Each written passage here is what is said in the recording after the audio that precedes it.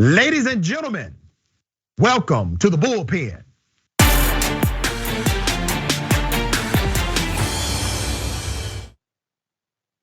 Well, she's back. In the Bullpen today, we have Miss Amber Athey, Washington editor at Spectator and co-host of O'Connor and Company on WMAL. All right, we're gonna chop it up about this Freedom Convoy that everybody's talking about. Amber, good day, welcome.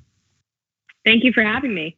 Absolutely. So I don't want to presume what you know or believe about this Freedom Convoy. So if you would, share your sentiment and I will respond.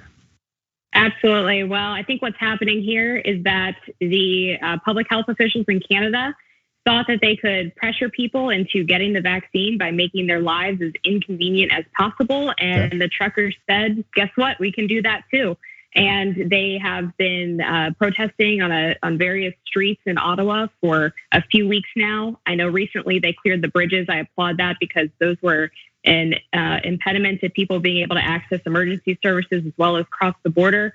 But right now they don't appear to be that much of a threat to the everyday lives of people outside of the ability of people to get access to goods. But that's part of what a protest is. It's about inconveniencing people, and these truckers, I think, have a righteous cause in saying that we don't need a vaccine to be able to do our jobs, and it should be a personal decision.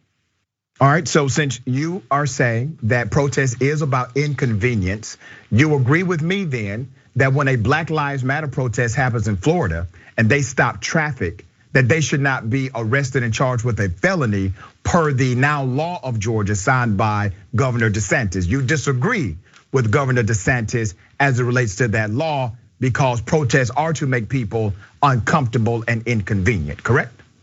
Well, as I said, I do believe that protests shouldn't be blocking people's access to emergency services. And in some cases, when protests are blocking highways, for example, they do prevent ambulances and other emergency vehicles like fire trucks from getting to emergencies. And so that's a problem. But I live in DC and I will tell you that driving to work sometimes, I come across all kinds of protests downtown where streets are blocked off. You have to take alternate routes.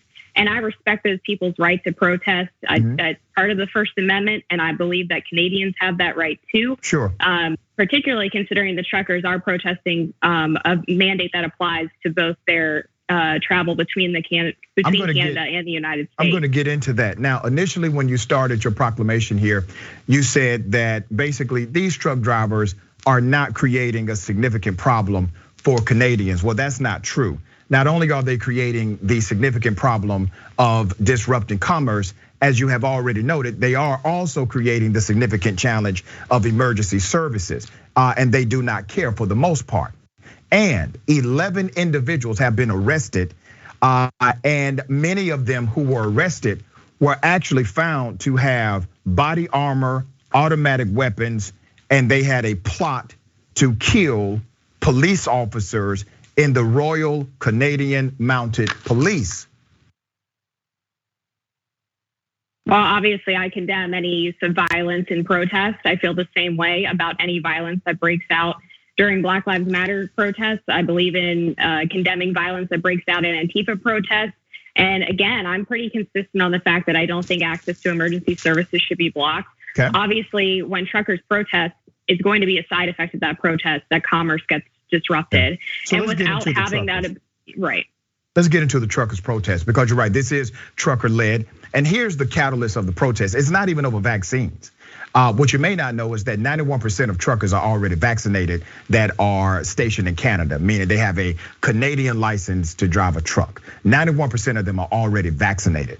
The issue was when you come from America or any other country, but basically America, and you are not vaccinated, and you choose to not get vaccinated, well, there's a quarantine period that Canada says must happen, okay?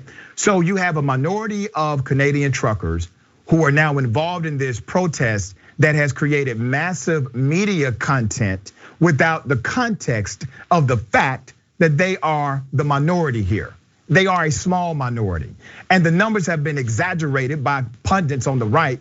One pundit claimed you had 50,000 truckers. Now that's a damn lie. Another one said 20,000, another lie. You had maybe 1,000, possibly, right? So they're exaggerating the numbers, they are exaggerating the movement, and the vast majority of truck drivers in Canada already have the vaccination and adhere to the protocol.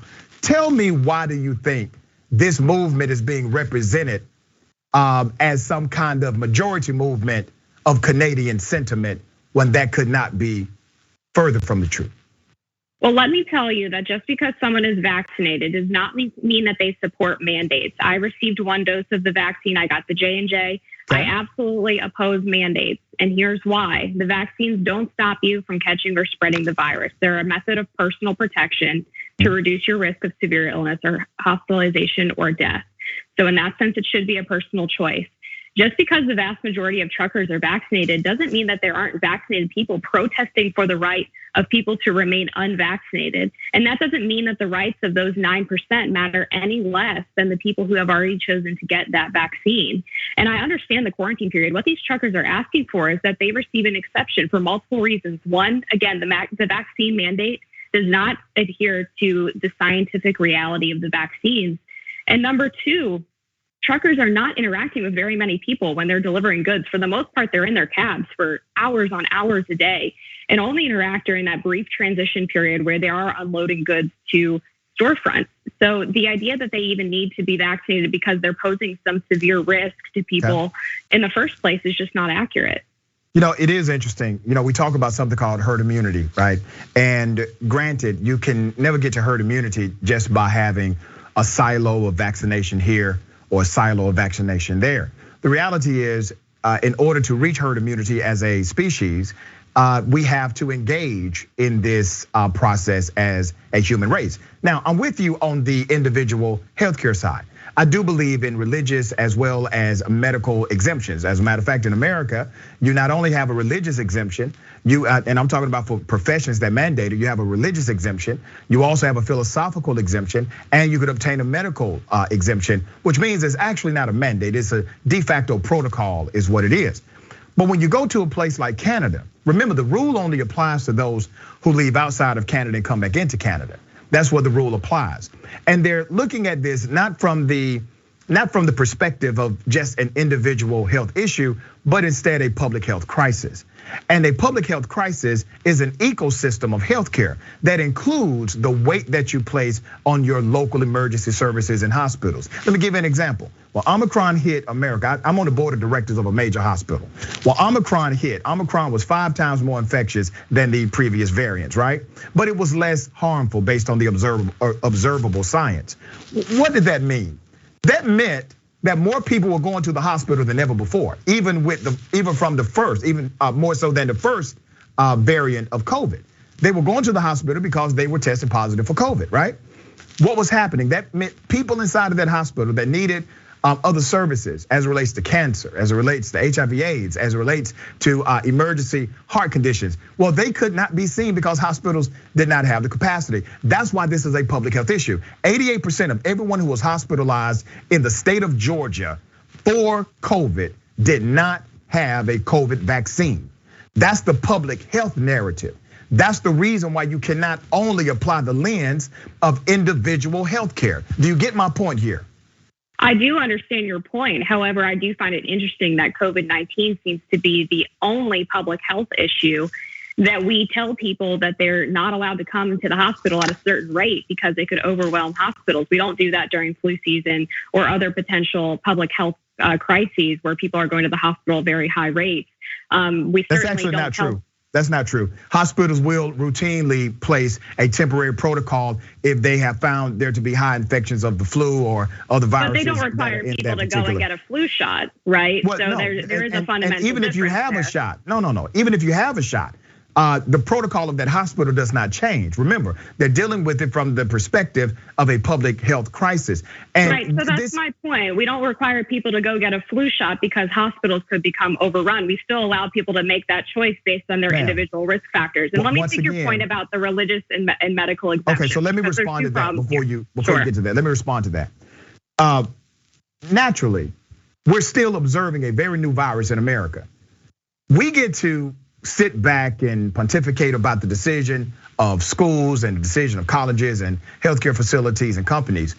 But science means observing the data as it comes. I would prefer for institutions to be careful, to be on the side of caution as it relates to our interpretation and observation of this particular virus.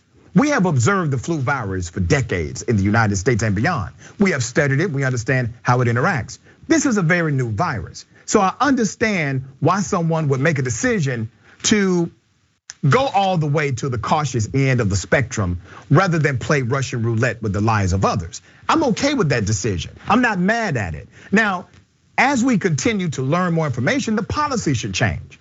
And it seems to me that the disconnect between my conversation and your conversation, I'm talking about the sides we represent, is that you're saying we have observed it enough, and I'm saying we have not observed it enough.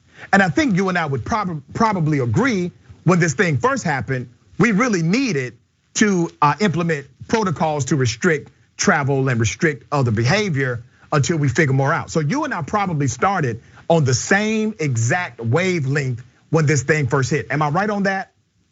You are right. I definitely understood the need for precautions early on. And what I find troublesome now is that we seem to be taking more precautions and being overly cautious with the virus and less so with potential long-term effects of the vaccine. And we're not allowing people to make decisions based on the potential side effects there, and not allowing them to be cautious before they get this vaccine that's only been on the market for a couple of years. I understand the science has been around for a long time, but we were told initially, for example. Come on now, even when people say that, right? The vaccine has been around for a couple of years. For lack of a better word, ingredients of the vaccine have been around for over 20 years, and they've been tested. The science for the mRNA vaccines has been around for a long time, as I just said. But here's the problem. Here's one perfect example of why people have a right to be cautious about the vaccine. As a woman, I was very concerned about potential effects of fertility. The FDA and all three vaccine companies, when the vaccines were first approved through emergency use authorization, said that there was no evidence that the vaccines were affecting women's menstrual cycles. Go forward a year after everyone starts to get these vaccines, and they admit that there is a slight temporary change to women's menstrual cycles, which, as we know, are inextricably linked to our fertility. So if that's something that we can find out just in the span of a year, I think it's reasonable for people to say, I want to wait and see what other effects I agree with come down the line from these vaccines. But you can't do that if your job is being threatened because of a vaccine mandate. All right, I got you. I'm with that. We have a few minutes. We have like 2 minutes before the next show. I get that sentiment, and I agree with your personal health decision. That's your personal health decision. You don't have to work in every industry. For example, if you work in healthcare, 80% of Canadians, it's over 80% in America, they believe you need to be vaccinated, okay? Almost 100% of people believe you need to wear a mask. You need to protect yourself and others if you are working in healthcare fields, even for the federal government and health-related jobs. That's common sense public health practice. But you literally have a push back against those common sense practices by movements like this that are wholly linked to white supremacists. And that's a caveat to this conversation. Sorry, what? But they are. The Freedom Convoy is linked to white supremacists who have been arrested on the record. You didn't know that? Well, would you say that Black Lives Matter protests have been linked to Black nationalists and anti-Semites? Because there have been a lot of members of Black Lives Matter. By the way, a member of Black Lives Matter was just arrested down in Louisville, Kentucky for trying to shoot up a Jewish mayoral candidate. Do you then denounce all BLM? Yeah. Let's do this. I denounce anybody who commits criminality against human beings, period. Now, let's be very clear about the issue of Black Lives Matter. Black Lives Matter, the organizers, those that are involved, because I've actually marched with Black Lives Matter, I work with Black Lives Matter, they are adversarial to those criminal elements. They just bailed him out of jail, Dr. Wait a minute, sister, on the other side, and I'll research that story, that's not a problem, I'll definitely do that. But on the other side, we're literally talking about a freedom convoy here, where you've had 11 individuals arrested, the vast majority of them had body armor and weapons and ready to kill police officers. And they have not been even criticized by those on the right, nor have they been called out by the organizers of the Freedom Convoy. And you have an openly racist leader of the Freedom Convoy who's all over Canadian social media using racial slurs against Black people, against Muslims, against others. And they are embraced.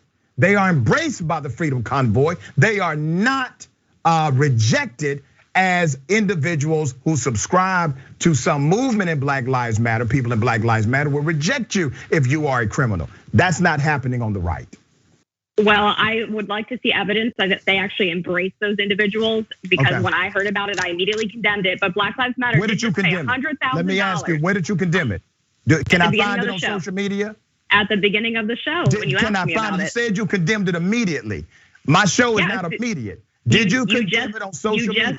I just learned about the people being arrested on your show, and so I'm going to look at your social media later today, and I want to see if you're willing to condemn them on the record. Will you do that? This is on the record. All right, will you do that on your social media? I don't allow people to tell me what I can and can't tweet. I condemned it right here on the show. That is enough for me. You're afraid. I appreciate you being on the show, though. Thank you so much. All right, condemn the bail. Condemn the bail. Yeah.